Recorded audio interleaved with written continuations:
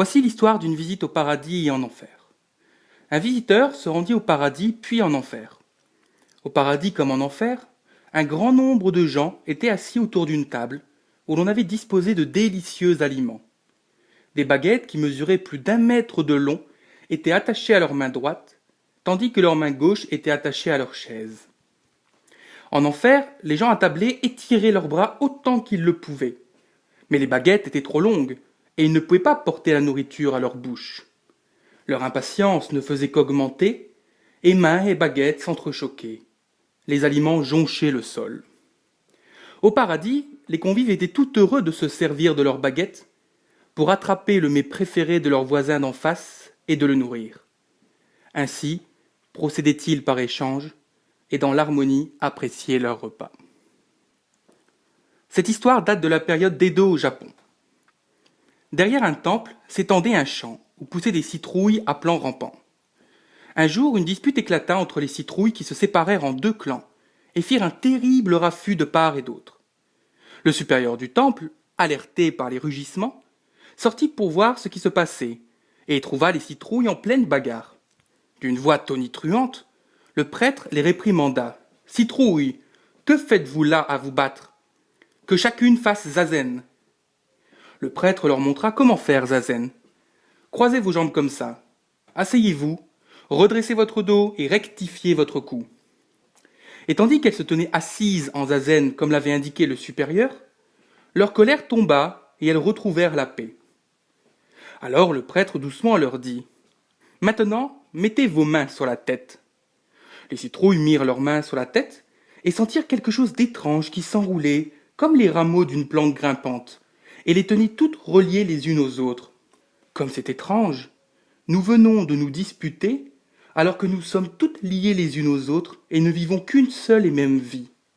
À partir de ce jour, les citrouilles se conduisirent toujours bien les unes avec les autres. Le bouddhisme n'est pas un ensemble de doctrines.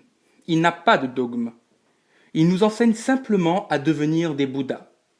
C'est une voie de développement spirituel, mais par-dessus tout, c'est une voie d'action. D'abord, avant tout et toujours une voie d'action. C'est avec cela que l'on doit faire quelque chose. Il ne s'agit pas de s'asseoir simplement et de faire la conversation, ni de rester collé à notre coussin pour tout engloutir en nous-mêmes, pour nous-mêmes. Nous devons le redistribuer et le rayonner. Il n'y a pas de raccourci, pas de chemin de traverse. Il n'y a pas non plus de potion magique. Nous devons y aller nous-mêmes avec nos 2 seuls pieds, tout en étant cependant toujours conscients de nos interrelations. Avec chacune de nos pensées, nous pouvons aider ou gêner quelqu'un. Nous faisons un pas après l'autre, comme en marche méditative. Rien qu'un pas après l'autre. Ce que nous ferons ne sera pas parfait, nous le savons. Mais comme le dit Blitt, le sens du mot perfection n'est pas action parfaite dans un monde parfait, mais action convenable dans un monde imparfait.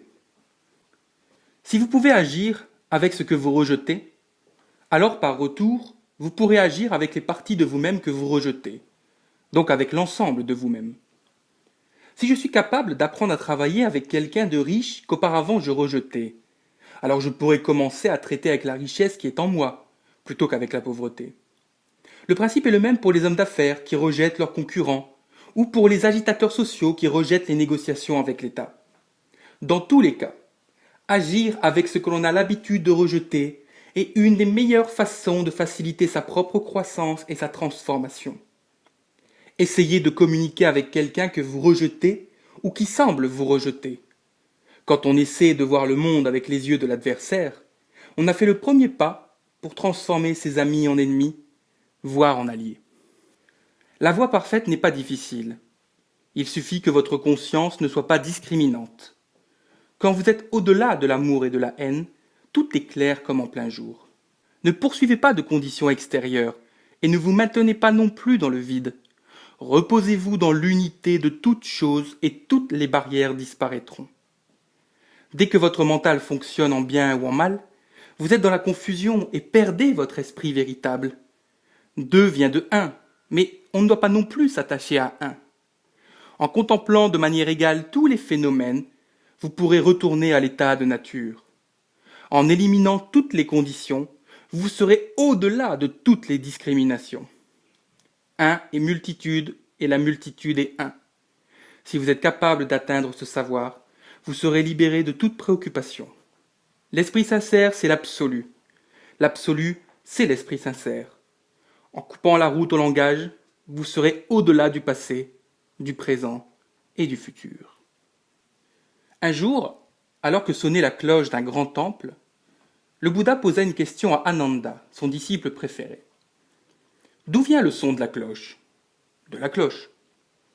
Le Bouddha dit, de la cloche ? Mais si la cloche n'avait pas été frappée par un heurtoir, comment le son serait-il apparu ? Aussitôt Ananda se corrigea. Le son vient du heurtoir, du heurtoir. Du heurtoir ? S'il n'y avait pas d'air, comment le son se propagerait-il ? Ah oui, bien sûr, ça vient de l'air. Le Bouddha demanda, de l'air ? Mais si tu n'avais pas d'oreille, tu ne pourrais pas entendre le son de la cloche. Oui, c'est vrai, j'ai besoin d'une oreille pour entendre. Alors ça vient de mon oreille. De ton oreille ? Si tu n'avais pas de conscience, comment pourrais-tu reconnaître le son de la cloche ? C'est ma conscience qui crée le son. Ta conscience ? Alors Ananda, si tu n'as pas d'esprit, comment entends-tu le son de la cloche ? Le son de la cloche a été créé par l'esprit seul. Vivre seul ne signifie pas rejeter le monde et la société. Le Bouddha dit que vivre seul signifie vivre dans le moment présent en observant avec un regard profond ce qui se passe. Si nous en sommes capables, nous ne serons jamais prisonniers du passé, ni entraînés dans un futur imaginaire.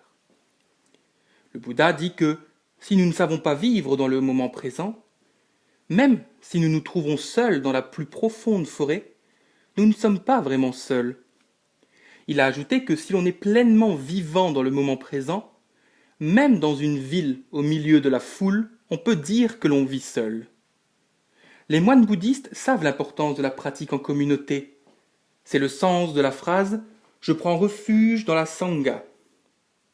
Un proverbe vietnamien dit « La soupe est à un repas ce que les amis sont à la pratique ». Être en contact avec une communauté et prendre refuge dans la communauté est très important. Découvrir la façon d'être seul dans une pratique communautaire est quelque chose dont nous avons besoin. L'anxiété est toujours un intervalle entre ce que les choses sont et ce que l'on voudrait qu'elles soient. L'anxiété est un espace qui s'étend entre le réel et l'irréel.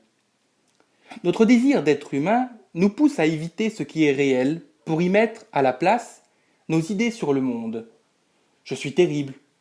Tu es terrible. Vous êtes extraordinaire. L'idée est séparée de la réalité et l'anxiété se loge dans l'intervalle entre l'idée et la réalité des choses telles qu'elles sont.